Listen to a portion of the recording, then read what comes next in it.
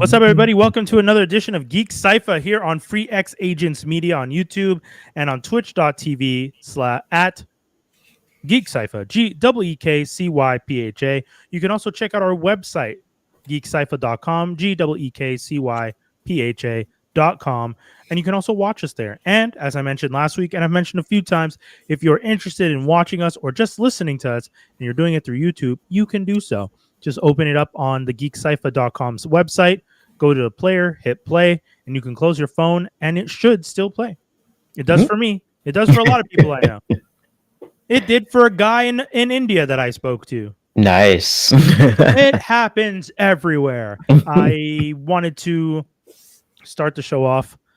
Got a little bit of news, but I also wanted to talk about a few of the crazy adventures I've had recently. Oh. I've been going out. I've been out in these streets. I know. You've been booting the boot? Dude, I never go out. That's something. Never go out. You stay home? Yeah, I'm a homebody. I don't really like to go out. But last week, I went to Tyler, the Creator. Oh, right. That's true. Thursday, I saw Fantastic Four. Mm-hmm. Friday, I went to the Just for Laughs Awards. Awards? Oh, okay. Yeah, the Just for Laughs Awards in the day. And then I went to the weekend concert in the evening. Oh, okay. Saturday, I went to 2 Just for Laughs show. I went to the Fortune Feimster Gala. And I went to the Dropout Improv show. Oh, nice. And then I went to the Dropout Improv show on Sunday because I said, you know what? It's an improv show. It's going to be different both nights. Why not go experience it before they're gone because they're in town? So that's everything I did. And then I went to the beach yesterday. So let's just say I'm tired. I am. You're beat. Yo. The social battery is fully drained. How do you people do it? You people who go out and go out. You mean you people? Not just you, but a social people? What are you talking about? You people? The royal you, but not. I mean, not just you, but y'all who go out and be in the streets at all hours, then go to work the next day, then go out again. How do y'all do it? I took days off to be able to go out. You just do it. You get her done. You give her. You just do it, man. You just get out there. You know you got people to see. You haven't seen them in a bit, and you're like, yeah, I'm going to make that effort. I'm going to get out there. You know what? This weather, you know what? Being a Montrealer, we complain about the weather. True. We complain when it's too hot. We complain when it's too cold. Don't even enjoy it at all. And I got to say, I was blessed because it wasn't too hot or too cold. It was, it's a Goldilocks temperature because in the evening in Montreal, maybe 25 degrees with a breeze. Rolling outside, comfortable, not even sweating. Same thing Sunday. Like both days, I was outside comfortable. I went out even the beach yesterday. When I was at the beach, it wasn't scolding, hot, burning, uncomfortable, can't stand. So it was like if you lay in the sun for 20 minutes, you'll notice you're sweating. But if you are just standing there, you don't feel uncomfortable. Okay. And it wasn't like a mad rush, like, yo, I got to run back in the water because it's unfathomable how disgustingly hot it is out here. So that, like, I'm telling you, it was a weird thing to be out every day. Shout outs. I want to give a shout out to my buddy Chris, who works at JFL, who hooked me up with going to the JFL Awards. That was a lot of fun. I got to see Ryan Reynolds give an award to Rob Mack, a.k.a. Rob McElhenney from It's Always Sunny in Philadelphia. So he just gave it to himself. Well, technically in the Deadpool world, yeah, you know, like he was Deadpool, and then I think McElhenney was Deadpool, Wrexham Deadpool, or something like that. Oh, he was one of the many Deadpools or something. I forgot about that. Yeah, no, and then the even more important award, I saw Roy Wood Jr. give George Wallace. Oh wow! Yeah, dude. That was the most important one. Waka flocka. I don't know why anyone talk about no waka flocka. Dude, so George Wallace walks into Metropolis. He's walking with an entourage. They're taking him to the green room. He walks by me, and I overhear them saying, "Oh, the venue is called M. Tellis." And Mr. Wallace goes, "What did it used to be called?" and they all like, oh, I'm not sure, and I like politely say, Metropolis, sir. He's just like, that's right, I've been to this place before. Yeah, exactly. And then he looks at me and he's just like, do you know where the green room is? And I was just like, oh, actually, I don't work here. And he's like, he looks at me again. He's just like, then why the hell you answer the questions? Because no one was answering. I was like, no one else was telling you anything. So then he looks at me. He's just like, you want to take a picture? I was just like, do I? Yeah.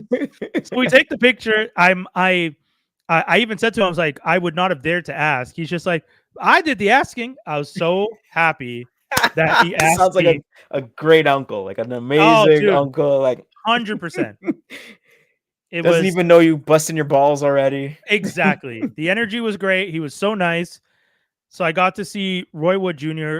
present him with an award, do a whole like spiel and discussion about how it was growing up in the South and seeing George's name. George Wallace was a name of this white politician who was horrible once upon a time. And, you know, he was just like, I grew up thinking that was the worst name you could be associated with.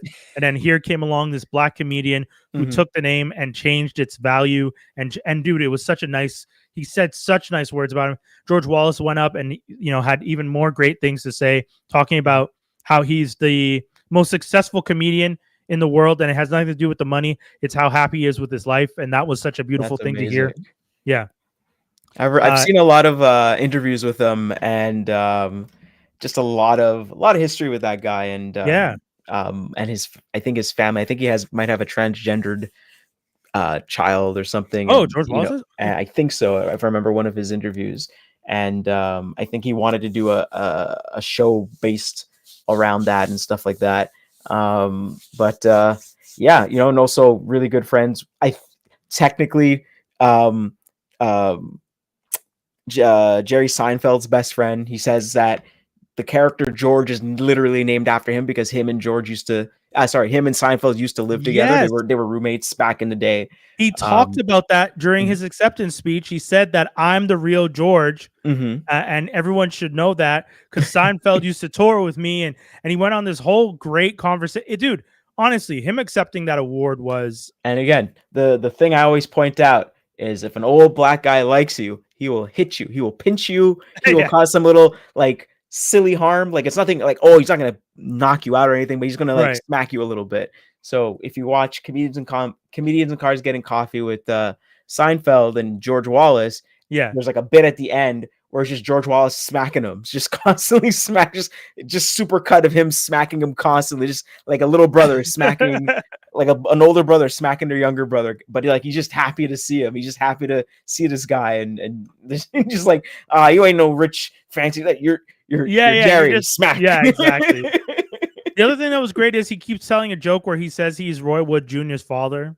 He's just like, I don't know if you know, I'm your daddy. And I'm like, oh my God. Like this man just went up and said all the most beautiful things about you. Thank you for being an inspiration. And then you come up and you're just like, I'm your daddy. And I'm like, sir, like you have to know, even if it's a joke, it's slightly disrespectful to say to this man, I'm your daddy. No, he's going to do it anyway. I know, yeah. But that's the thing. That was the beauty of it. Like you could tell that their relationship is so strong and the energy is so good that this is the type of vibe. And it was so fun. Another award that I saw get presented was, speaking of podcasts, the podcast awards for the best podcast of the year was given to the Handsome Pod, which is Fortune Feimster, Mae Martin, and Tig Notaro.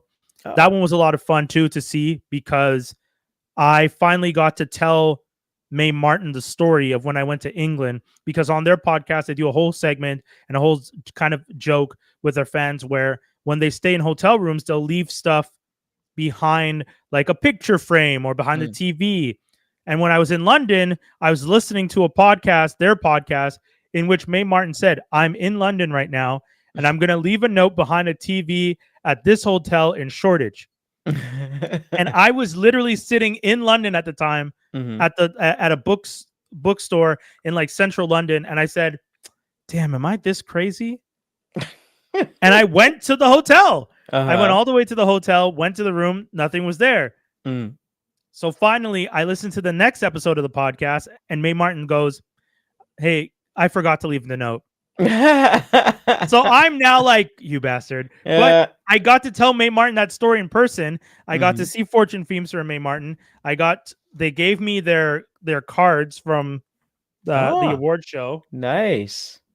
So, which was kind of cool. And Mae hugged me. Mae was just like, I gave like Fortune a really firm like handshake, like, thank you so much. Your podcast is really fun. It's entertaining. And I learned so much about LGBTQIA culture through listening to your podcast.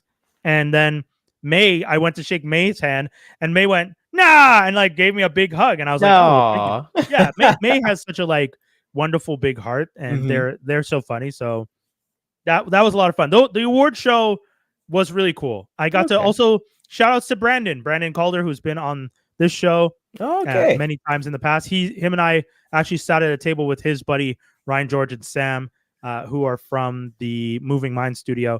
You may have heard of them. If you haven't, go check out their stuff. They're fantastic. Not that they need us to send people over there because they're premiering short films at JFL. They're good. But still, if you have a chance, go check out their stuff because it's really funny. Their Magic School Bus sketch, which is one of probably their most popular ones, is like famously amazing. And since then, it's that they've only done even more amazing things. Brandon has directed a bunch of stuff. He has some stuff on Crave in Canada. If you guys are Canadian and you have Crave, he's directed some episodes of a sitcom on Crave.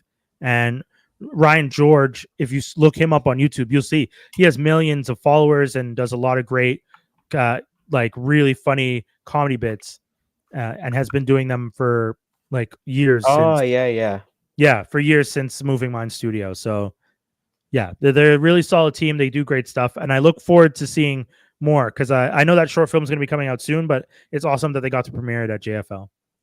So yeah, man, busy. And in your world, good sir, what have you been up to?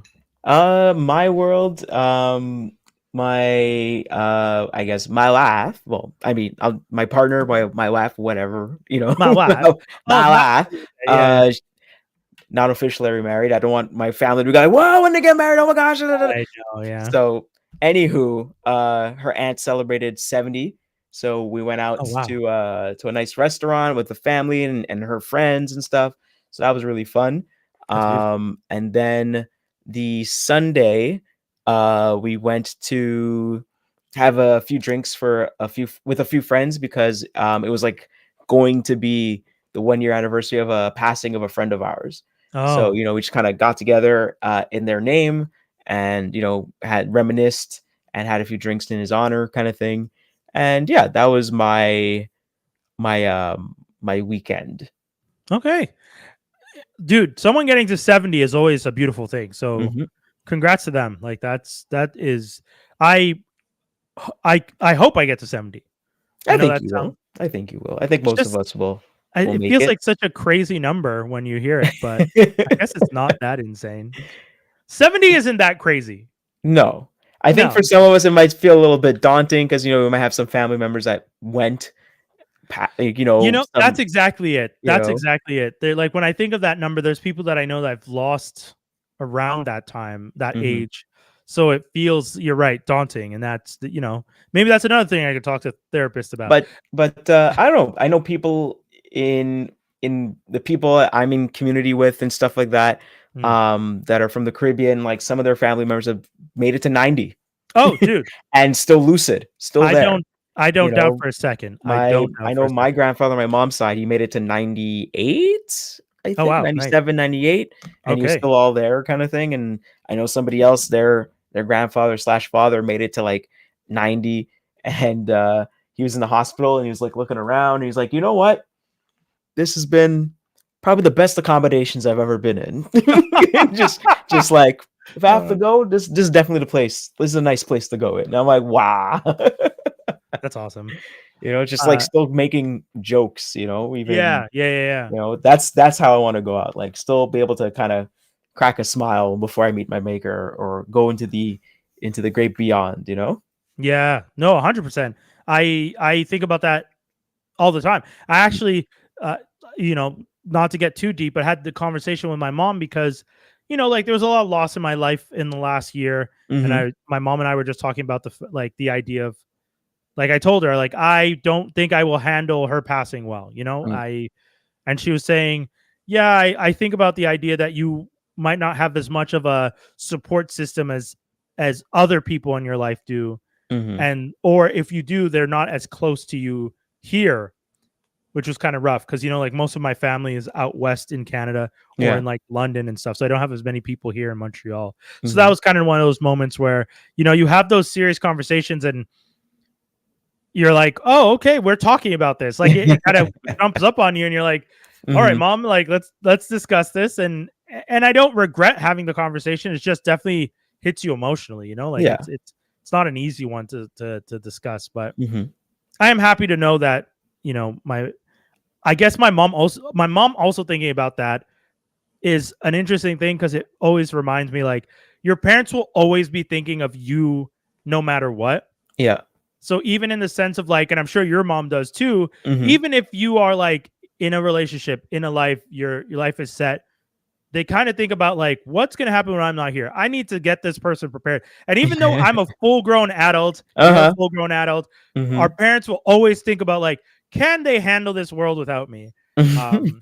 So it's not easy, but I appreciate my mom for thinking of it still, because I don't know. To all the parents out there who still think about their kids at every age, we appreciate y'all. Yeah, you're for the most part, I think most parents that still care about their kids will always think their children are in preschools navigating the world. True. They can't fathom, like, what? Yeah. It's like, what? I changed your diapers. You don't cook? I remember I used to cook for you. You don't cook. Get out of here. Yeah. You don't even know how to, you can't handle a knife. You don't know how to handle a knife. You were still a toddler to me. I bought you a kitchen knife. So you could, like, I have friends that are chefs. I bought you a kitchen knife so it would just be easier. That's so no. I got this little paring knife. I got that. Oh my God. Jaws. Anyways, let's not even go down that road. I know exactly what you're talking about. You can't use that for everything. Everything that needs to be cut in a black household is cut with the same knife, and it's the only knife they want to use. I remember, though, like when I was younger, my mom had a butcher's knife, and that's what she was using. Okay. But then I guess it got too blunt, and then she was just using other things. And then when I started, like, okay, I want to learn how to cook more, and I learned about chef's knives and stuff, I went out and got one, and I was like, here, use this. Why you have to go buy it? No. And then before you know it, she's just she's using it. It's always that weird thing where you're like, they send you out into the world to learn the new stuff. Yeah. You bring the new stuff, like, oh, I already got old stuff. I don't need that new stuff. You know, I'm getting up there, you're making it all complicated. And they start using the new stuff, like, wow, this is so easy. Yeah. You bought a new can opener and it just goes. I don't have to like, I don't have to. Dude, everything you're saying is so accurate and so funny.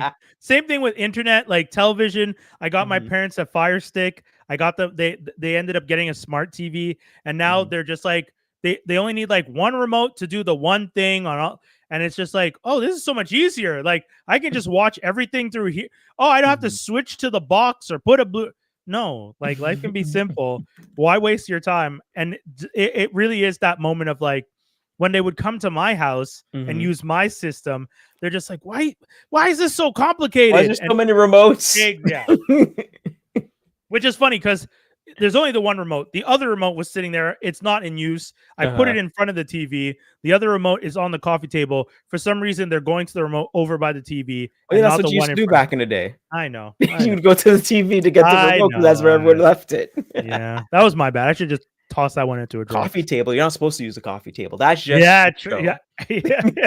I saw this awesome video where this, like, I guess it's a Caribbean household, and it's like this nice, beautiful table set here that looks all fancy. This is what my mom uses for when we're having dinner with the family, and it's Christmas or it's Thanksgiving, but this is the table we actually use. And she goes into the kitchen, and it's like a small table. It's got some gaudy covering on it, and it's just 2-3 chairs next to it, not decorated at all. It's just lame. It just looks sad. And like, this is the actual table we eat all of our dinners at. All of our suppers are here. The other one, that's for decoration. You don't use that. My godmother, rest her soul, used to decorate her dining room per season. And then once you had the big dinner of that season, right. So let's say in fall, she would decorate her dining room for Thanksgiving, if I'm not mistaken, I'm pretty sure after Easter. Right. Because the last big religious family big gathering thing is Easter, right? Yeah. Because after Easter, what do you have? You don't have anything in June, July, August, September. No, right? So it really is all the way depends on where you're living. October, November, that's fall, and then you have Christmas, right? And then so she would decorate. So Canadian Thanksgiving, she would decorate her kitchen, her dining area for Easter right after Christmas. Then after Easter, it was Thanksgiving in October, and then the day after Thanksgiving, it was set for Christmas. Right. So Christmas only got 2 months, which is normal, I guess, considering. But the fact that it was either like autumn themed with Thanksgiving or spring themed with Easter for multiple months at a time always made me laugh, because I was just like, you just going to have this Easter layout with the napkins and the crystals and all that stuff for months, not to be eaten or touched. And like you said, no, it's the little sometimes you don't even use that one, because she had a not a living room but like a den that had fold out like the TV trays, and you're like eating in front of a TV tray knowing that there's a gorgeous dining room just down the hall. Anyways, I think some other families, they have like the set. Yes. No, what was it again? With the plastic on it, like the couch with the plastic on it. I was like, why don't we use this? It's like, no. This is only when the Pope comes over. We take off the plastic and we sit on that. But otherwise, you don't sit on that. Yeah. You don't sit on that. It's like, when's the Pope coming over? I know. How do you know the Pope? Hey, the Pope's from Chicago. We all could meet the Pope. All of a sudden, now we have a big link with the Pope. It's crazy. They get an American Pope, and now Peru's like, yo, he's our Pope. America's like, yo, he's our Pope. No claim in Canada, but Cubs fans like, he's our Pope, and he's like, no, he likes the White Sox. Yeah, he ain't your Pope. I was gonna say. Just before we pivot into our next segment, I wanted to mention I've done a very bad job of promoting this, but I do want to thank the people over at Desta for inviting me back to do another edition of Finding Your Voice, building and monetizing a podcast for Black creators. I had an amazing time at the July 19th event. Great turnout, great people, fantastic conversation, good feedback, people asking me questions that I didn't even think about.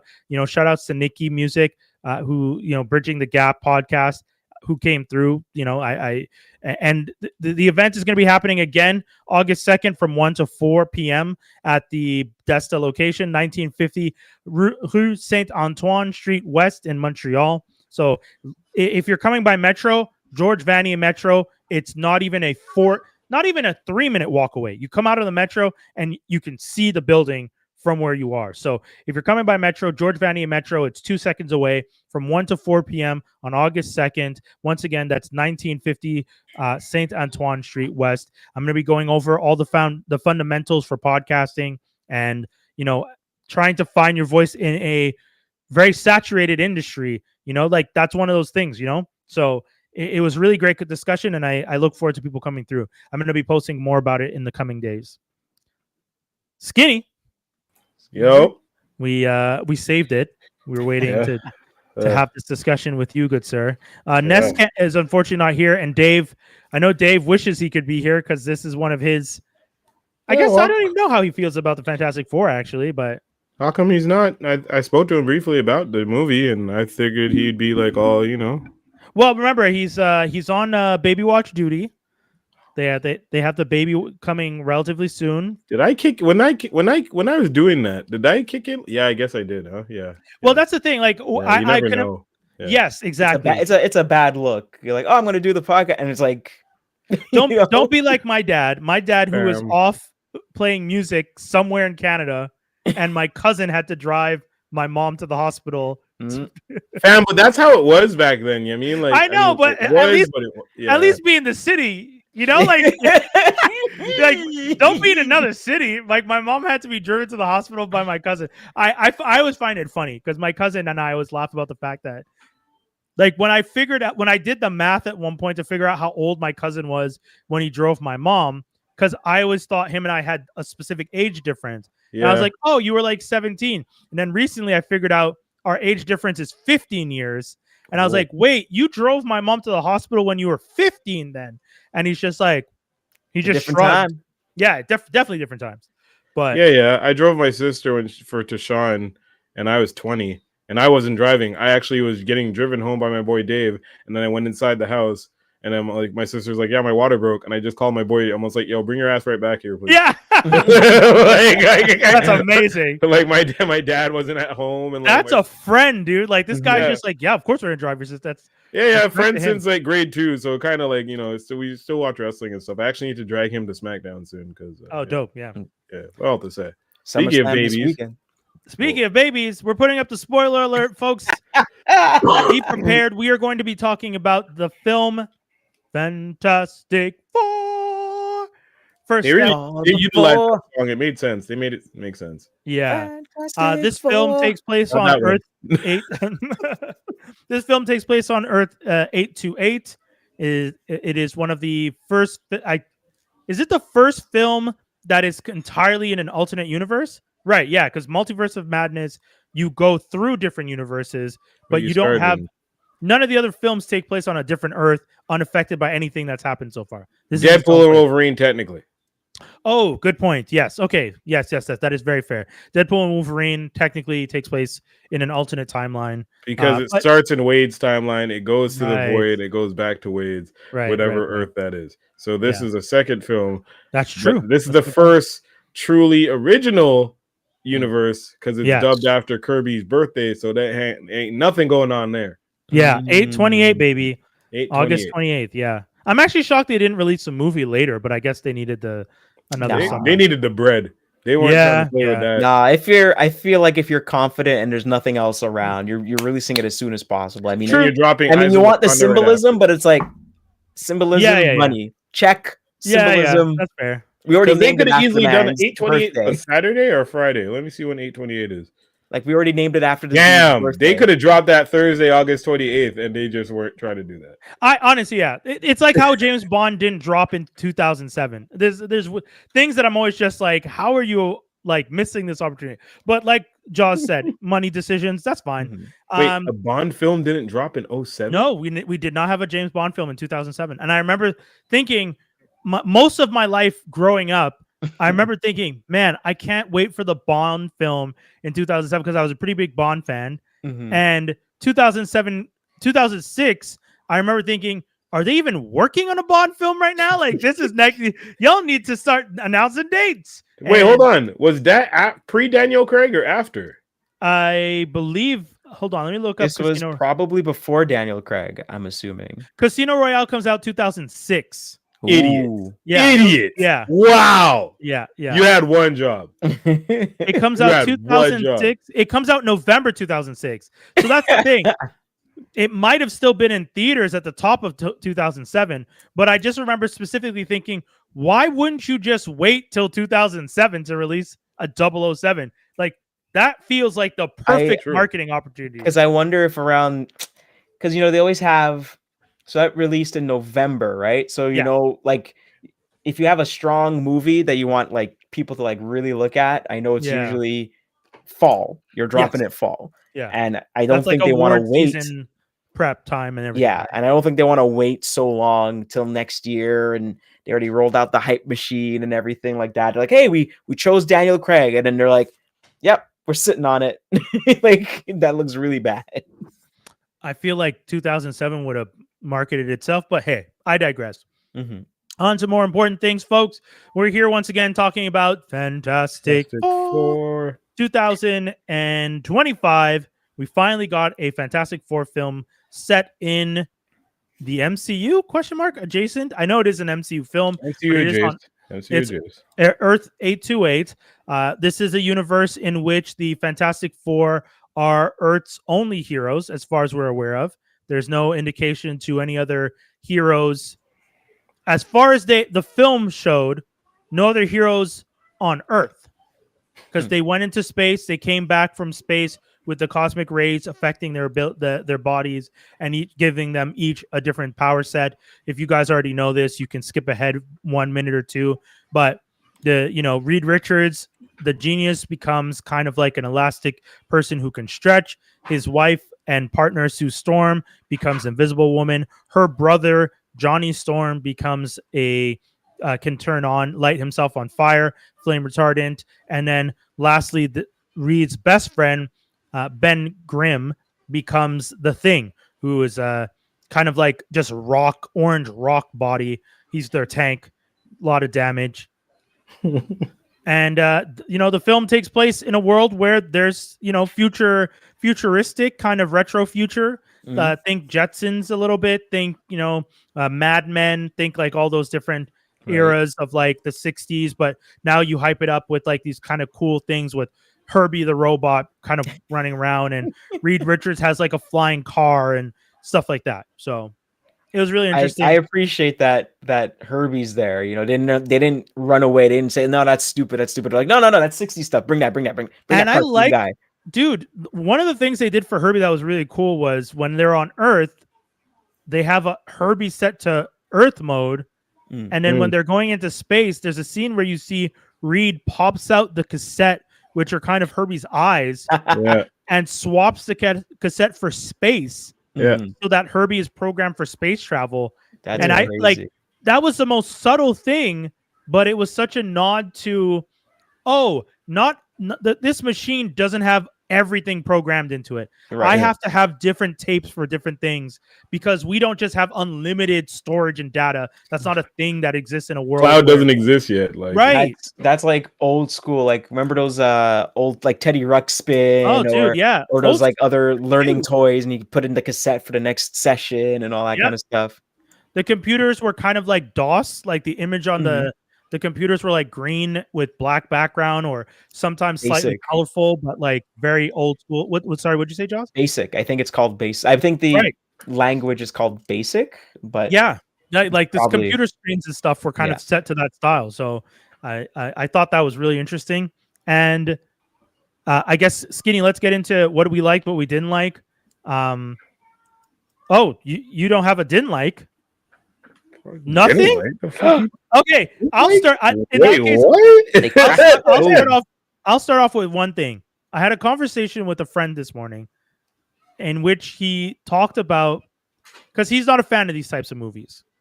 Okay. So he said one thing for him that was a little hard watching this film amongst all the other MCU films is because Marvel has been using a very repetitive formula for some time. Which they have. We could, for like from Iron Man all the way through, a lot of the movies have like specific points they want to get to, but not like sometimes they don't even have the full script written. Like rumor on the street is right now they don't have the full script for Doomsday. The third act isn't written, but they're starting to film the movie already. And it's stuff like that fits with the history of Marvel. That is the MCU's tactic. They have these action points that they want to get to, and as long as they can get to those points, we're all good. So they're doing basically the Stan Lee way of doing storytelling. I guess so. I mean, it would fit. Like instead of just having a straight script and then the writer and the artist working together to work off that script, it's just 100%. Him just saying the story and then just filling it in. So one of the things that the guy brought up when I was talking to Richard earlier today, he was saying, as someone who doesn't watch these movies, I watched Iron Man in 2008. I thought Iron Man was cool. We get all the way to 2019. I get to Thanos. He's just like, the storytelling has gotten good, but 2008, it's about a guy fighting a guy. 2019, it's a guy fighting a space god, or like a space guy, I should say. And then 2025, it's about a bunch of guys fighting a space god. And he said, for someone who's never read the comic books and doesn't know these stories, it feels like Marvel is just telling the same stories or same structure over and over and just making the villains bigger and bigger.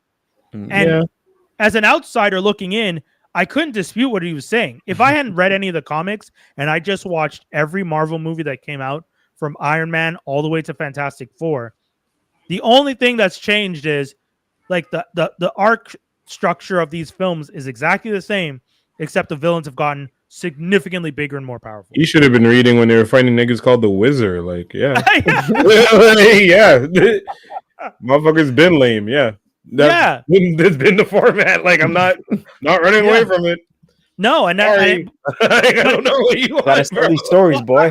I will say this though. You gotta tell these stories every month, man. Come on. Yeah, what do you mean? Skinny, I do agree though. That's when you're saying I don't know here. I'm saying from the perspective of someone who doesn't read comic books, it's hard to watch these movies not feel like they've gotten better at telling the story, but that they just keep throwing a bigger rock at the good guys.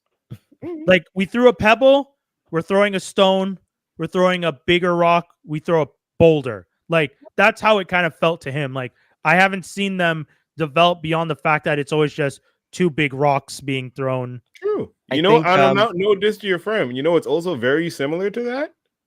Life. I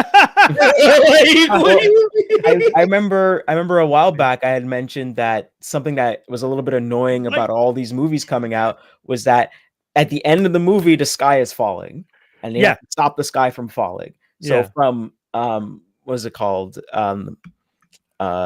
Captain America, Winter Soldier, sky is falling. Suicide Squad, the first one, big laser in the air, sky is falling. It was always consistently big laser in the air or just sky is falling, like just crap from the sky is coming down. I remember like when we watched Ant-Man, the first one, I was like, oh, that's cool. They shrunk it down. It was super tiny. Not the sky's falling. Just I like an atomic storyline. It's very interesting. I think storylines, I'm cool with it. I know they're very repetitive in some cases, and I actually like everyone to forget everything pre-Infinity War. Not forget, but like just stop hanging on to it a bit. Leave the baggage at the door. Yeah, it was legit. But in the 2010s, leave it alone. It was but it's hard. Like the reason they are as successful as they are now is because they built off of that. So it's hard to. I feel that, but Brian, if you're gonna keep comparing everything to your ex bitch, why are you out here dating? I mean, I just get her back. I 100% get you. Well, okay, Skinny Jaws. It's funny you guys say that because aren't they doing that? They're bringing back Robert Downey Jr. They brought back my ex bitch. Like, in your own analogy, they're the ones doing it. Like, I didn't want to go back to my ex. They gave me my ex in this scenario. Right, so much that they're like, damn, we can't even get a new actor for Doom. Like, legit, they're gonna just ruin this whole. All right, guess he's not Latverian anymore. I don't know. We don't know yet. I mean, well, we do. I know, I was looking around. I haven't seen it, but yes, But go ahead. That's my fault, man. Like, I already saw bits and pieces of stuff, but I didn't see that. So, I mean, you don't see anything in the post credit. You just see Franklin. Post credits are actually quite lame. I didn't need any of that. Yeah, people were pretty upset about the post credits. And I'm mad at it. There's two of them, right? Yeah. Yes. The second one is also kind of useless, but I'm not mad at useless. I'm not mad at it because the movie was good. Had the movie been trash and then the credit scenes are trash, then I'm coming for your neck. But you see, like Thunderbolts, I'll deal with a hug at the end because that scene at the end of that film was clearly a scene for Doomsday because it had nothing to do with this movie. Fine. I'm great. I'm happy with that. Cool. That's cool. But otherwise, I'm not mad at the post-credit scene at all. I'm not mad at any of it. So well, let's describe it real quick for people. We're going to jump to the post-credit scene because it is one of the more important things in consideration for the future of the franchise. Well, hold on. You guys were talking about the positive things and the negative things about the movie, and we didn't get to any of the positive things. Well, I don't even feel like I talked about the negative things. You need to talk about the negative thing. I'll get into the positive. I mean, there was the negative thing you brought up, Brian, was what your friend said, and then Skinny didn't have any negatives. So I thought you were going to do positives as well. I have actual negatives to talk about. I was only bringing that up as a conversation to understand for the common fan out there, what can Marvel do? And if this person who watches movies regularly and has a kid and is expected to take his kid to these movies because they're Marvel movies and Marvel wants both him and his kid to feel connected and enjoy the film, right? What do you do so that people will keep coming back? And he was telling me, I don't want them to just keep making the boulder bigger. Tell me a better story. So that's more commentary on the MCU overall, as opposed to just this particular movie. Since we were talking about Doom, I wanted to talk about the post-credit scene just a little bit, because we do get a short scene where Franklin, this is 4 years down the road from the end of the film, Frank and Richards, who they did us disrespectful because that doesn't look anything like Franklin from the comic books. What do you mean? Franklin's not a blonde child. Valeria is a blonde. Franklin has dark hair. Different universe. No, doesn't he have blonde hair as a kid when he's with like the Power Pack and shit? No, Valeria is the. You sure it's only Valeria? No, I remember Franklin having blonde hair as a little baby. Different universe. Don't worry about it. Different universe. Yeah, I don't know. And also kids. I was gonna say also kids can go from blonde to brunette as they age. Okay, I've never seen the blonde version of him. I've only ever known him as a dark-haired version from the Future Foundation and when he's in Powerhouse. No, man, I stand firmly corrected. Yeah. I did not know that there was ever a blonde version of 100% started that way, and then he got black haired in the Dan Slott shit, and I was like, what's happening? Why does he get black hair? But also kids can go from blonde to brunette as they age. Yeah, but this isn't them aging him, because he's the same age in like one story, and the same age in the next story, and he has blonde hair and black hair. I'm trying. No. It's just Skinny's right. I didn't realize he went from super Aryan to not. Like yeah. Makes no sense. Shaping the Universe for the Eighth Cosmos is like a panel from when like the multiversal collapse era of his story, and he's blonde there. And then the Depower story where he's with the X-Men, he has black hair. Yeah. Anyway, like, oh, you're a mutant. No, you're not a mutant. Black hair. And you're like, what? So for those of you, because everyone in my theater, no one knew who Franklin Richards was. They didn't know. They didn't understand. There's like a lot of like when he's a baby and like crawling and does his thing with his mom, people are just like the guy next to me was just like, oh shit. I was like, okay, buddy, come. Like that's funny. My theater clearly were people who came for the business and knew what it was, because there wasn't a joke, there wasn't like a crack, not a bit. It was 4:10 in the afternoon. Niggas were there to see the movie. Yeah. Out, and that's true. Honestly, I gotta start going to those earlier day screenings where it's like, these are the people who are here for the business, and not the 7 or 9 p.m. screenings, which is like, we have nothing to do and we're on a date. It's like, no, I don't want you. I don't want the 3 influencer looking girls and their like bro boyfriends who can't get seats together because they didn't buy their. You came late. Time. Yeah, so the girls are all sitting together in the back, and the boys are sitting in a different row, as opposed to sitting with your girlfriend. But anyways, and they're all sitting there going like the girls are literally talking throughout the movie. I don't know why they're in the theater, and the boys are like laughing and enjoying themselves. Anyways, at one point, we see Franklin. He's 4 years old. He's on the couch. He's reading with Mama, Sue Storm. She gets up. She comes back to the couch, and she sees Franklin like reaching and touching the face of Doom under his hood. He's has his back to us, and in Doom's hand is the mask. So it's giving us the impression that Franklin is seeing his face. I'm guessing it's Robert Downey Jr.'s face. I don't know, because we really don't see it. I'm a little annoyed to hear that the Russos directed that scene. From what I understand, it wasn't Matt Shackman. He just gave the set to them that day to film that scene. Very lame, very worthless post-credit scene. I'm sorry. I don't know who that was for. Like, I don't know who that was for. Wow. No, but who's it for? I'm sure that's supposed to be in Doomsday. Nah, here's what it like. Listen, because they showed this kid, and they did what they did with this kid. Yeah. The next phase is everybody's coming for this kid. Oh, interesting. Everybody's coming for this one they get, except until the X-Men finally be like, which is how they're gonna probably justify them being so close to them. They're gonna be like, run me that kid, just come, because he's clearly a mutant and y'all clearly are busy. Just let me just bring him to the school, and then we're gonna be all right. Do you think that they know? Like other people know his abilities yet? Because I mean, no one saw what he does with his mom. No.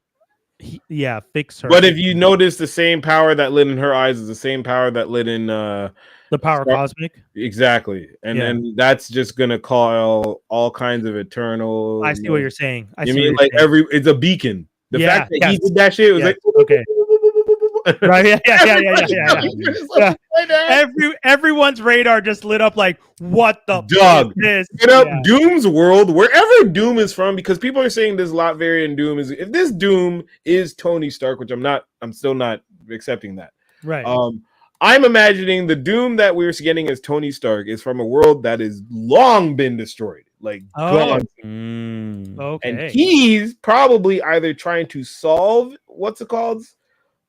Incursions or whatever, because it's gonna have something to do with incursions. He's either trying to solve them things or he's trying to bring back something, but he's gonna try to use Franklin. Do you think we'll be lucky enough to see a evil Illuminati like we do in the comics, where it's like Doom, Namor, I'm trying to remember who was in the Dark Illuminati. Emma Frost.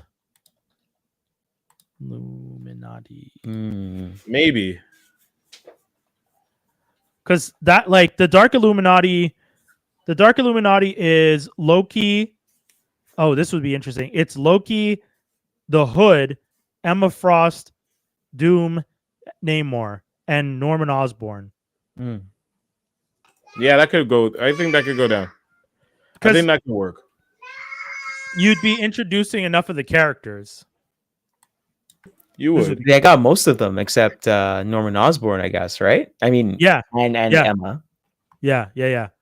If you could bring in Emma, because you have Loki, you have the Hood, you have Doom, and you have Namor. You just need Norman Osborn and Emma. And Emma's going to probably come in at some point when we get the introduction of mutants. And I hope we get a version of her that kind of walks the line, because we know that's kind of Emma's thing. She kind of teeters the line of good and bad. And then I would love to see Norman Osborn. I mean, I think it's about time we get Norman Osborn. I understand that Disney has to figure out their stuff with Sony, but Norman Osborn is big enough a character that, like, you need him. He kind of does quite a few things in the universe, and you can only hand those off to so many other characters until it's like, yeah, we need the original, the OG, you know? He comes in with the wavy hair. Yeah. I want to give a shout out to Lee J and Youssef, who are both watching. Shout out to you guys. We appreciate you guys tuning in. Youssef, I'm happy that you got to see Fantastic Four. Youssef wrote, I'll just post his comment real quick. He was on the show recently. Hey, y'all watched F4 last night. It was nice. Not OMG epicness and all that. So we actually had. It did what it's supposed to be. So it had to be a good movie. I agree with that. It's just I feel like some people were hoping, because remember, Skinny, it's been a minute since Marvel's had like a hit. Yeah. So people are hoping that, like, it's kind of like this. When Rihanna didn't do music for a minute, and then her next big song that came out was the song for Black Panther, Wakanda Forever, and it wasn't a bop. It was kind of just like a ballad, somber ballad. Yeah. I know a lot of people in the industry, like the music industry, like the labels and stuff, and people I talk to for work were all like, yeah, we like the song. Yeah, that's good. It's good. Again, like I said, she's not. She's a mom now. You know, I can't. I mean, not to say that, you know, women that are moms can't make bops, can't make ass shaking music for the masses and stuff. But like, I feel like she's been in the game for so long, and she's been exploited. She was a teenager when she started. For so long. Now she's got all this other stuff going on. She's like, I'll give you this, and if I'm feeling it, I'm feeling it. But otherwise, nah, I'm some other stuff right now. And to circle back, that's the exact same thing that they did with this movie. Listen, like, it used to be Endgame. We gave you Endgame. Our mission statement for this movie is to make it good. That's it. Make it not suck. Not even make it good. Make it not suck. Oh, but Skinny, as an industry, isn't that a low bar though? Like, shouldn't they be working for more than not suck? No, because the bar they're looking for is any bar that's above whatever Fan 4 stick was. That's their bar, dog. It's Fantastic Four. Everything is better than Fan 4 stick, and then better than the other movie that the people made to keep the rights again. They even incorporated some of that in this movie. Legit. The Corman stuff? Yeah. Yeah, the Corman one. Yeah. The one that wasn't even supposed to be released. But all those actors were in this movie. For some reason, our video store had they it. have a cameo. Okay, that's what you meant. All of those actors had a cameo. Even some of their, like, they had some, listen, all of them, they just had to make it a good Fantastic Four movie. But okay. Even, like, passable. But Skinny. Yeah. I understand what you're saying. You're saying, so the way I'm hearing you describe it, you're a coach and you have a kid on the team that for him to continue playing on the team, he just has to pass his next final. He doesn't have to do well. This season. Like that, yeah. Don't you want the kid to do better than just pass, though, so that he can keep playing? No, because you see how people are. People are fickle. You see, the minute you give them the bomb diggity off rip, stupid niggas want that shit every time and they get greedy. No. So you just want... What's a pass? What's a pass? I guess 50%. You get a 50 and you're gonna be starting the game. We're gonna do US. I'm Skinny. This is sad to hear because remember when I said at one point we now live in a world where we should be able to expect better from all of our fandom, sci-fi and stuff because they finally put a respect on it. Yes. The fact that they've gone back to being like, we just need to get a passing grade and keep people somewhat entertained. Comparing to that shit. In terms of our stuff, in terms of what we do in our grandos, we switch it up. We gave you a whole new universe. Yeah. We made the lady the field leader. I gotta go check on the baby. Yeah, you know, we made Sue this field leader. We did a whole thing with Reed Richards. We made everything make sense. We brought you Galactus, and he wasn't a cloud. All we had to do was do better than that film. I'll be right back.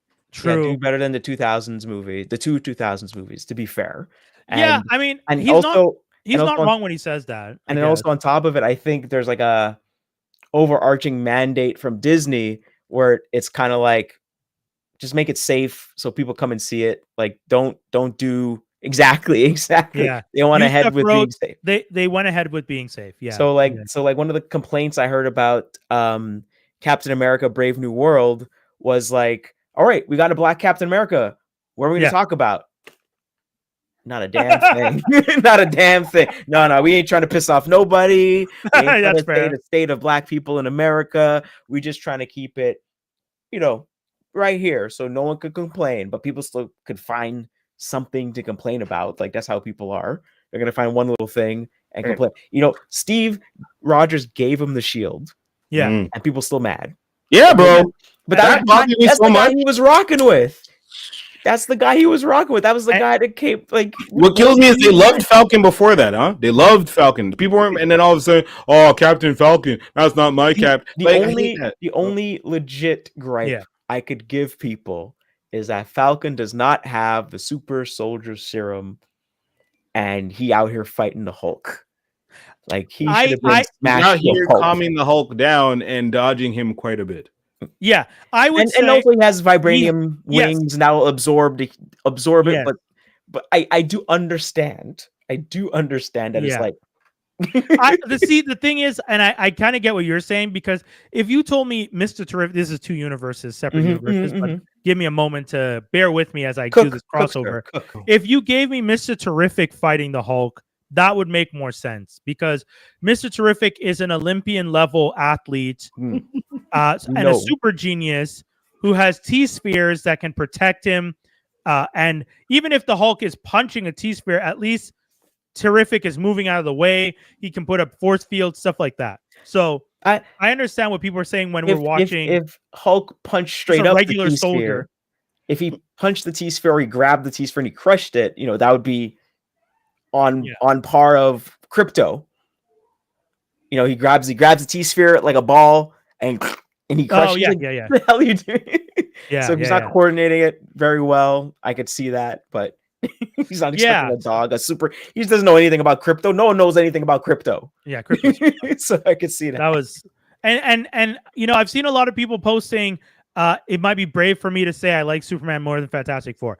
I like Superman more than Fantastic Four. You can like whatever you like.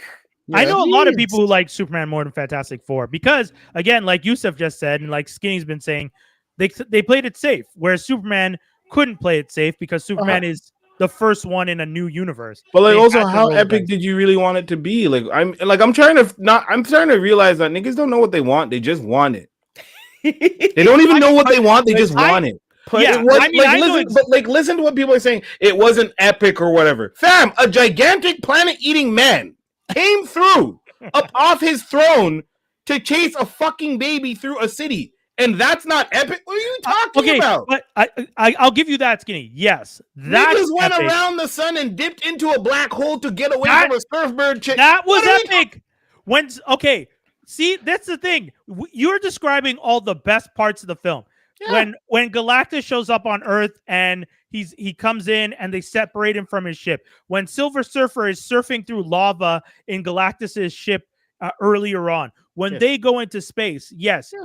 I think there's just people were you wanted that for the full 157 runtime. Yes, I can those say people shouldn't watch movies. I can You're not allowed. I could say I would have preferred a film in which I see more action than I don't need but I guess this is the problem. I don't need a Fantastic Four flashback of 4 years ago or whatever when they got the powers, because if we're not going to do an origin story, then don't give me their back. I don't care. If you're not giving me the origin story, why are we wasting time on they went into space? You did a whole kind of choppy so speaking of, here's the things that I had complaints about. Yeah, it's Sullivan show. Yeah, Matt Chapman is originally a television director. And there are times where I was watching this movie where I could see the seams of where he was trying to end an episode. There's moments in the movie that felt like, here's an episode, here's an episode, here's an episode. And the transition, Skinny, you know exactly what I'm talking about. I do, but that's what he's good at. It's what he's good at. Don't get me wrong. I'm happy that that's what he's good at. But y'all like WandaVision? We brought you the WandaVision nigga. Yes. That's the dude. You gave me a guy who makes TV shows making a movie and he gave me okay, we're gonna cut here. All right, next scene. Y'all said the timepiece. This is our timepiece guy. We're not gonna argue on how he comes about the timepiece. Just know that he is timepiece guy. Real quick, just to kind of go back to people don't know about epic, like they think things should be great. I guess their imagination is just bigger than whatever they see on screen. Of course, 100%. And so it reminds me of that Simpsons episode where they got Poochie on the show and they try to do the research, and then the kids are saying all this stuff they want the show to be, but they're like, no. And then you see the son of the creator of Itchy and Scratchy shows up and he's like, you kids don't know what you want, and that's why you're still kids, because you're stupid. That's 100% what it is. That clip, that line is I feel like every creator that's making something. Oh, for sure. And everyone's always like, oh, you should do this, you should do that. And it's the same thing with what's his name? Alan Moore, the creator of Watchmen. Yeah. He's just don't listen to anybody telling you what to, just write your story and just roll. Just keep it. Superman, James Gunn incorporating that into the movie with the monkeys typing on computers was one of the smartest commentaries on that ever. But I also think Lex Luthor is supposed to be that hater as well. Of course. He's hating on, he's supposed to be that, he's literally the person that hates Superman sucks, and he's farming hate because he's just an angry little petite weak Napoleon-esque man, and that's hilarious. And when I watch Fantastic Four, I'll say this. One of the things that I said to a few friends, the funniest part of Fantastic Four shouldn't have been the scene with Mole Man. That shouldn't be the funniest scene in the movie. Wow. Mole Man walking in and giving everyone the business but Sue was literally sucking up to bro. I loved that so much because he was like, I don't give a fuck about none of y'all. What's up, Sue? How you doing, girl? Hey, Sue. Hey, girl. When Sue kicks everyone else out of the room, and he turns to her, and he's just like, "What do you need, Sue?" You're like, "Oh, this is how we roll." Sue has every man wrapped around her finger, and it's not because she's hot. It's not because she's doing anything special. She just interacts with these people in a way that have them admire her, and that's all that it is. They all admire her. Is she the what was it? What's Vince McMahon's daughter again? Skinny. Stephanie. Stephanie. Is she the Stephanie McMahon of the Fantastic Four? Reference. So remember when not Eric Bischoff, really, but I hear when Eric Bischoff got fired. So he's been fired by TNT and all that stuff, and all that. So when he got fired from WWE, he said Stephanie came and she explained me what was going on, and then she's like, and she fired me. And to be very honest with you, that was the nicest firing I've ever gotten in my career. I mean, you were expecting to get like everyone's just Donnie Brooke and you, just is she a in your good face, HR, and it's just like, hey, is she a good HR person? Yeah, I feel like Sue Storm was like the best version of an HR representative you could have. Like, hey, I'm on your side, but we don't need your services. I apologize for my colleagues just punching you in the face. I would say though, she's a step above that.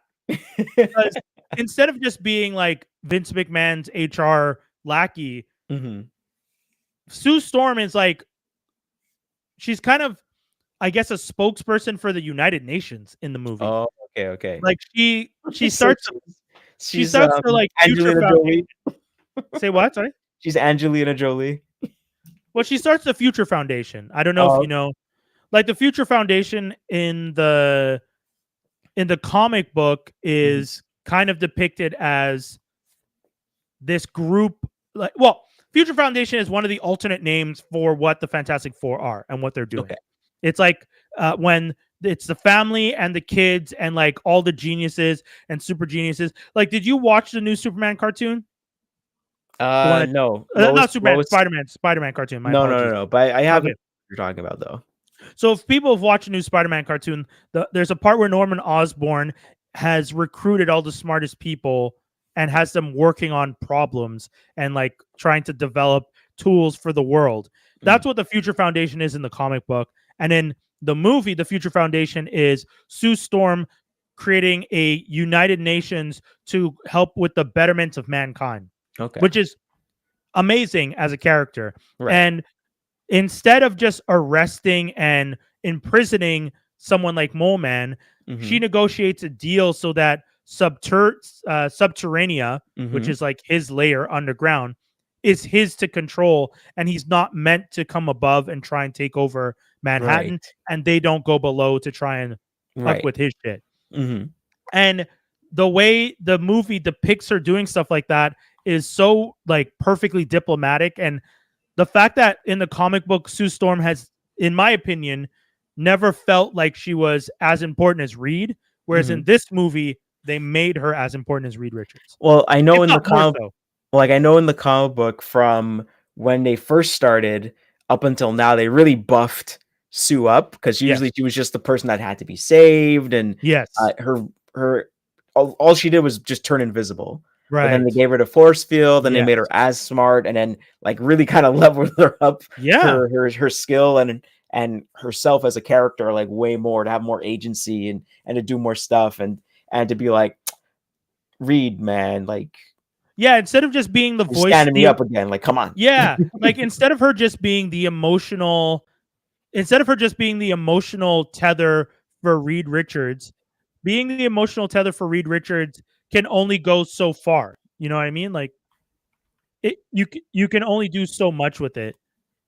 And I thought it was unfortunate for so long in the comic book that they just had it written like that, and that only here in this movie do we finally get a version of Sue Storm, in my opinion, that has leveled up. And I'm happy that we're getting the film version of her like this, so that she can like influence everyone, and everyone will be able to see that this is who Sue Richards is. Right. They really put some respect on her name. Like Sarabi's killing. Sarabi's definitely not letting me finish my statement on this, but Sue, I wasn't convinced that they were going to finally actually get someone that could. I'll get you up. I wasn't convinced that they were going to find someone that could fully wrap every male in the Marvel universe around her finger. Yeah. And just with her performance in this movie, with like, Johnny, she tried to hurt the baby, kill her. Like, fam. Yeah, that was good. That was good. Like the way that she was clearly the field leader. She was very much 100%. A field leader. She took her risks. She did what she needed to do. But the way that she would just like, other female leads in the Marvel universe, when they're good guys, you could like see. You could see their level of crazy, but it doesn't really get expressed so much, except for Wanda. Like Sue fully embraces her crazy bitch and lets you see it. Yeah. Like she went outside with her baby, like, yeah, come try do something to this kid. I'm gonna introduce you to somebody. This is Franklin. Let me tell you, I'm not about to give this kid up, and I don't care what y'all think. Yeah, we're gonna solve this together, and you're just gonna listen to us. And that's that. Because I'm Sue Storm. At that point in the film, when you realize that the people are turning on the Fantastic Four, and they're like, oh boy, do they turn. Yeah, because essentially this is one thing I didn't agree with. I understand that Reed Richards is not the most well versed in reading a room. he's definitely he's on the spectrum for sure. He's got the burgers for sure. Yeah, he's on the spectrum. But if you walk into a room and these people are petrified of what's going to happen in this, like, are we all going to die? And you tell them, I don't know. Oh, well, what happened? Well, the price was too high. What was the price? My child. My one child versus you 6 billion people. Yeah. And you're going to go, and you think people are going to go, you're right, Mr. Richards. Thank you. Hell no. Every single person had the right to say, you need to give up that baby because the rest of us want to live. No, but you see, Reed understood what he was saying was going to upset people, except for Reed doesn't have the social cue to be like, well, I'm not going to tell them on national TV. That's the thing. Don't say it on national. Don't say it at all to the whole world. But that's the joy of Reed, because he's also like, in his head, he's kind of like, well, why did they get mad? Look at how good I made their lives. I could take all that shit back. And then also, it's not now. It is back then. It's back then. So, like, if someone's like feels shame and is like a sense of, I owe it to these people to tell them the truth, because I've been telling them the truth this whole time. I've been honest this whole time. Why would I switch it up now? No. But I'm not saying don't tell people the truth, but you don't have to start with the price. Don't say the price was too high. Just say we are still trying to resolve the issue. That's where he could have left it. His ass starts telling them everything, and it's just like, Purple Man's walking around. Dude, boom, boom. If I was Sue, the force field I would have put over this dumbass to get him the fuck out of here. Like, stop talking. You are making things worse. And then Sue had to go outside with the baby because there's so many people outside of their building screaming and chanting for them to sacrifice their child. When if you think of it, it's just like, are y'all really serious? Here, hey, you sacrifice your baby. Well, my baby's not superpowered. What if I made him superpowered? Huh? Yeah, you gonna sacrifice your baby? Hey, you fatso, are you gonna sacrifice that sub you're eating right there? Hey, buddy, with the flying car, you gonna sacrifice that flying car that my husband made for you? No, if y'all don't shut the hell up, Sue is right. Go outside. Don't get me wrong, Sue was right. Sue was right. Yeah. Johnny figuring out how to communicate with Silver Surfer was dope. Fire, so fire. Ben And I love that they made it Shala Ball, and like in no way that they could have easily showed Norrin Rad. They could have. Yeah. They could have, and they didn't. And I love you guys for doing that. I love that you did this. I was a bit confused by why the internet or people were complaining that it's a female Silver Surfer, and I was like, don't you like boobs? Because there's a small dark pocket of Kentucky out there that just got the internet last week. And no offense to Kentucky, shouts to Kentucky. And and I don't know, like, hey, for whatever reason. I'm not gonna lie. Like, hey, yo! I'm not gonna lie. When it was first announced that it was gonna be a female Silver Surfer, I didn't know it was gonna be what's her name? Shala Ball. Shala Ball. Yeah. I thought it was like they were making a female version of Norman Rad. And I was like, yeah. But then everyone was like looking up online. Hold on. Yes, exactly. Oh no, it has to. And once that was explained to me, I was just like, oh, I'm okay with canonical. Like, if you have a canonical character, it's just this. Like I've said it so many times, and I know some people still believe in it, but I don't want to race bend and I don't want to gender bend characters. And this story actually proves my point. In a world where you have a female Silver Surfer already, you didn't have to gender bend. She existed, and that's what I want. There are enough female characters. There are enough male characters in the Marvel universe that you shouldn't have to gender bend or race bend anyone. They all exist, and you should just dig deep in your pockets of characters and give them a delight. Got a big toy box. Use them. I don't know if you caught this, Brian, because this is a few tidbits. I'll say that before I bounce. So third movie, Johnny's gonna die. That's all. Third movie. Yeah. Okay. Third movie is gonna involve a nihilist. Third movie is gonna involve. Oh, you mean their personal franchise, not Doomsday and Secret Wars? No. Like Fantastic Four 3, Johnny's gonna die. Oh, why? Why? Yeah. Because you saw what he did. You saw what he did. And that was, if not directly from the comic books, you saw that. He sees the portal, he sees Galactus, and this guy's already on some, like, tell Sue I love her, man. When he did in front of the dumb portal to the idiot. Don't do that, because they're going to go and take that exact same scene and do it when they're trying to fend off the negative dimension, and he's going to jump in. He's going to do it, for sure, because that's one of Johnny's most epic scenes in comic book history. So they're going to have to redo it, and they're going to do that in the third. So Johnny's not going to get with She-Skrull and have an egg for a baby? Oh, no. They're skipping all that weird shit. I don't think we're going to get Skrulls and them crossing over.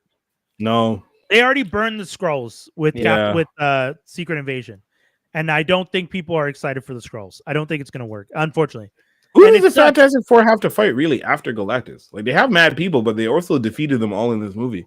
Yeah. This movie. Well, remember they're gonna switch universes, so right. But then what? We're gonna get like a gritty mole man. Like I don't like. Who are their current villains? They fight Kang. The Inhumans.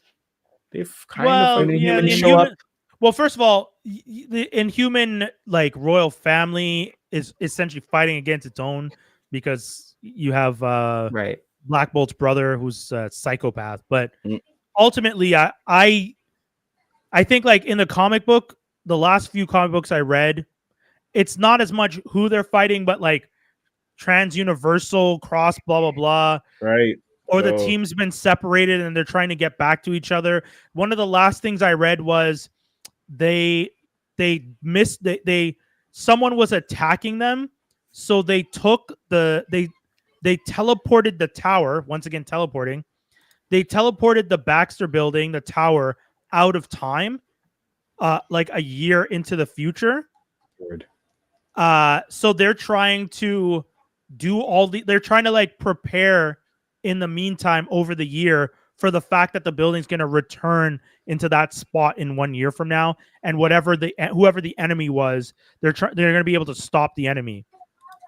So they now have a year to prepare, but it's going to be one split second. And it's stuff like that they're doing where it's like, oh, someone came from the negative zone and we have to figure out how to defeat them. And instead of just fighting them, they're sciencing it up, So, okay. Yeah. I like the Fantastic Four. I think as a franchise finally being able to come back into the MCU, long awaited return.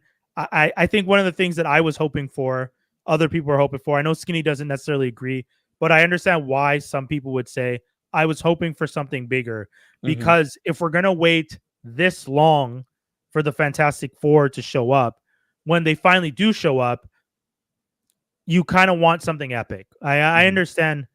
Skinny, I was just saying, I understand what you were saying. I do understand, though, why in a world where you've been waiting this long for the Fantastic Four to come back, you had 2005, 2007, 2015. You've had two versions of the Fantastic Four across 3 films in the span of 20 years. I understand why when you finally get the first movie back, you're hoping for something that outshines anything you've seen in the past. And I get it. You're not wrong. It did do better than the fan-tastic, whatever. Or even, it's better than the Rise of Silver Surfer and the original one. I get that. But it doesn't feel better than anything else I've watched in Marvel recently. It's not better than Guardians of the Galaxy 3.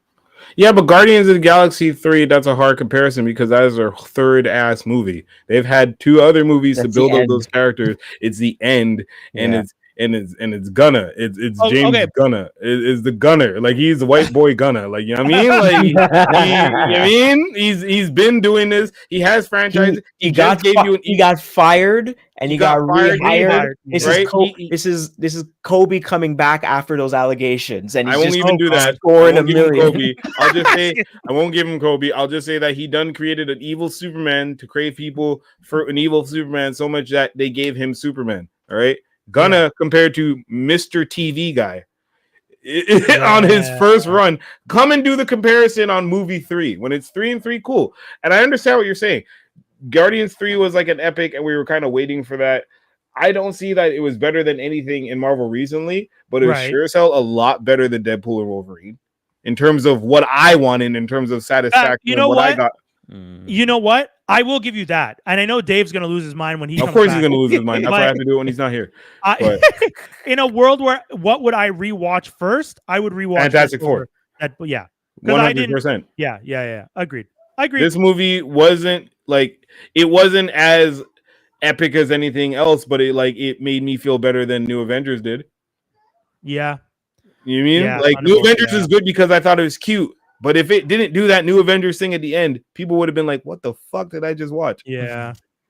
I know you have to, I know you were saying you might possibly have to bounce soon. And the whole show was planned to be us reviewing this film. So it was great. What would you give it out of 10? Oh, shoot. 8.5. 8.5. Okay, cool. 8.5, and like the 0.5 is just for the amount of love that Sue got. I'm so impressed at how they delivered. I do not even find Vanessa Kirby attractive, but I find Sue Storm super attractive. Does that mean anything? Yeah. No. I 100%, because like someone can do something that makes them attractive, but you're not attracted to that person. And I agree with you. I'm not attracted to Vanessa Kirby. She's a very attractive person. I'm not attracted to her, but agreed. Sue Storm's confidence, energy, leadership, like those are all sexy qualities that like are really tantamount to making that character, again, like we said, feel more fleshed out. And I would even say this is the best, I'm saying this on record because you guys heard me talk about how I didn't like Joseph Quinn for Human Torch. Oh my goodness, he's great. I stand firmly corrected. This guy's smart. They implement Playboy and genius because he is on the team. He has to be a level of smart. They did it so well because he's gonna sit there, be obsessed with a girl so much that he's gonna figure out how to speak to her. I'm gonna figure out your language, dog. That's also a little bit weird, like that. You're Sue Storm's brother. There's no brush off of knowledge or like sibling rivalry. Like, oh, I'm gonna get better on her on this test. Like anytime you have a boy and a girl sibling, usually there's a little bit of like, look at Reggie Miller and his sister. Yeah. Okay, so you said 8.5? To make him an idiot. Definitely 8.5 for sure. I will say 6.5. Damn. Ooh, I know people hear me out. Because people have that reaction whenever I say numbers. Don't forget I gave Spider-Man No Way Home a 6 on 10. Would you give Aquaman 2? I don't even. That's what I need to know. I need to know what stuff we told you not to watch. Aquaman 2. Oh my god. What you need. All I know is Shazam 2. That's what I want to know. Like the real on like Superman for me was like a 7.5. Really? I haven't seen it yet, but really, it was good. I've said, and I said it earlier. I said it again. Superman for me was a like you said, he's gunning. He's doing it. He did the thing. And even in a world where I'm annoyed with what he's doing because he keeps saying nothing is canon before Creature Commandos, but he has Peacemaker season 2, which is canon. So the things that happen in season 1 are canon. He doesn't know what he's talking about a lot of the times. He just does. I know. He just says things. He's out here, and Jaws wasn't wrong. He's just running his mouth like all over Marvel. Yeah. He's talking about Marvel's format. He's talking about filming movies and having full scripts. He is not holding back. The boy's acting like he can't get fired. And watch. Yeah. Well, he's the head of the studio, so it is going to be hard to fire him. And also, he's going to do it his way or the way he thinks it should be done. Yeah. Yeah, he's fine now because he doesn't really have major competition. Like Marvel, everything's friendly and whatever. But once that Secret Wars into X-Men drops, and you're out here trying to make like Teen Titans cook, like shut up, dude. Like, we'll see. We'll see. Yeah, it's gonna be interesting because he still doesn't even have Batman in his raw. Thank you. You have a whole other Batman universe floating around, and you're like, I don't know who to get to play Batman. Even though everyone's like Alan Richardson. He's like, I don't know who should be Batman. I just don't. But if you're getting Alan Richardson to play Batman, then that's you're doing absolute Batman. That's not coming through, man. Yeah. Big for Batman. Alan Richmond. I've been seeing the internet. Is this dude really hyping him up so hard for Batman, and I don't understand why. He's too big. I think Bruce is Batman. What makes you think that? This man can't fit through a door frame.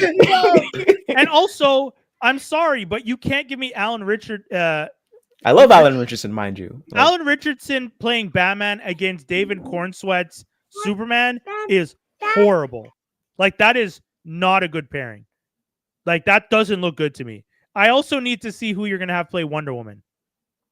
Because they do have a script. They do have I think they are working on the script, or they do have a script for that. They're working on the script because the person who wrote Supergirl is now writing Wonder Woman. Yeah. And so I mean, hey, Gunn has plans. He has a lot of cooks in the kitchen making stuff for him, and we have a Clayface movie no one asked for. So the thing I would always hope is, I always say this all the time, I hope Supermax makes it, and that ends up becoming like a introduction to Green Arrow or something. I hope that script is still floating around. I'll see what I don't know, man. All this to say, Fantastic Four, I would say go see it. I would say it doesn't hurt. It's not a bad movie. There are some people who would like. I had someone tell me, I just want to go watch a movie that doesn't offend my sensibilities, and this one doesn't. I think people will genuinely like the film if you give it a chance. It's the Fantastic Four better than it's been done before, and I have to acknowledge that. Even with that said, it doesn't get a high score for me because I still have this idea that like we can get better if they just I don't know. I don't know who needs to be. It doesn't feel like Feige has been overseeing with as strong a firm grip as he used to. Mm-hmm. And dude, I thought you wanted Feige gone, though. I want Feige gone. I want someone else to come in and fix things. I've been saying that from day one. Feige isn't doing the job to me. That's what I'm saying. There's no grip. There's no one like Feige was supposed to be the Madam Web. He's supposed to be connecting all the pieces together at the center. Right. And when I watch these movies, it doesn't feel like someone's doing that anymore. Okay. The other thing that Gunn has been saying recently, Gunn opened his mouth, and this is a super small tangent about Gunn, but this goes back to what Jaws was saying about him running his mouth, and me putting. I didn't think he was running mouth. That was Skinny saying he was running his mouth. No, but you said, didn't you put in the news like you were loving the fact that James Gunn isn't holding back? Oh yeah, of course. Yeah, why not? So I'm at a new job. I could talk all I want about my old job, dude. James Gunn saying that they came to him and said, hey, so we think we're going to include the Infinity Stones. And he goes on like a 2-minute thing where he says, I don't know what Infinity Stones are or Infinity Gems or whatever they were called. They told me to include them in the movie. So I had to invent this thing in the movie.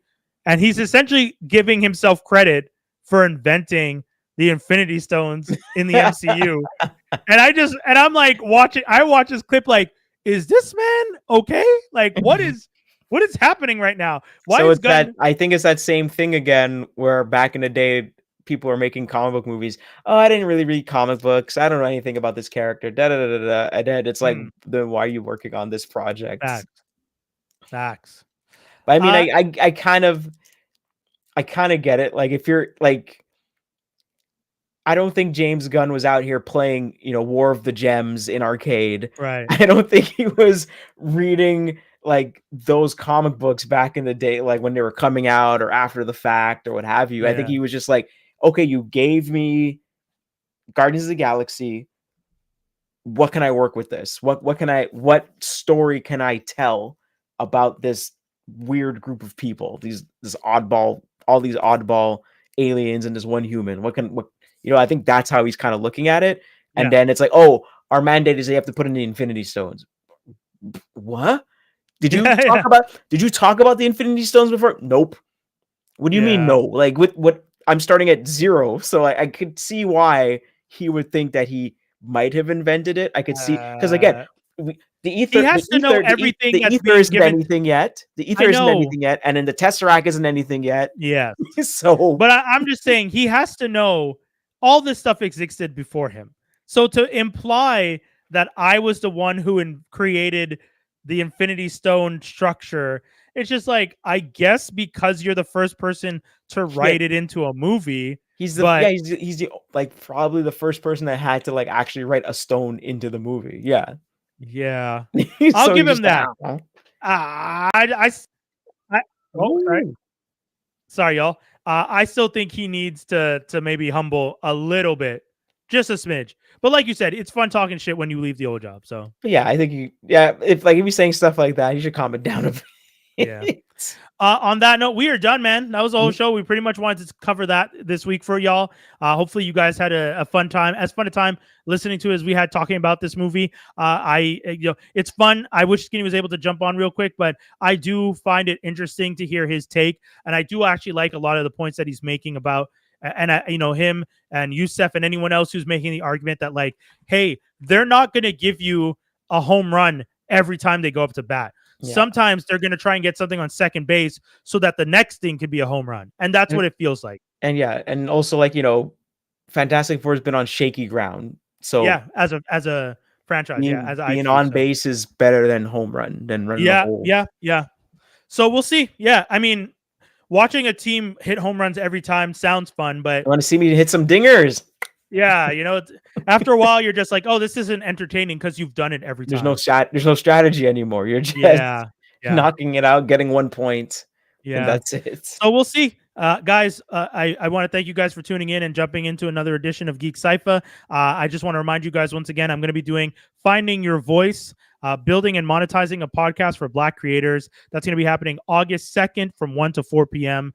Backed by popular demand. So I want to appreciate and thank all the people who requested this. 1950 Saint Antoine Street West here in Montreal. If you guys are going to be taking public transit in Montreal, George Vanier Metro Station is right next to the venue. So you just come out of the metro and you walk down the street and it's right there. You can't miss it. So once again, Finding Your Voice, building and monetizing a podcast for Black creators. This is in conjunction with Desta Black Community Networks. I want to give a shout out to Scott C, who invited me to do these workshops. I really appreciate him believing in me to do this because I personally didn't really think I could at first, but it was a great opportunity.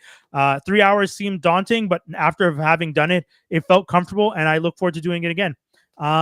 Jaws, anything you want to tell the people before we bounce? I'm going to say check out Transformer Slag and the Toy Armada podcast with Aaron Archer on YouTube. Dope, man. We're out, everyone. Have a good one. Peace. Peace.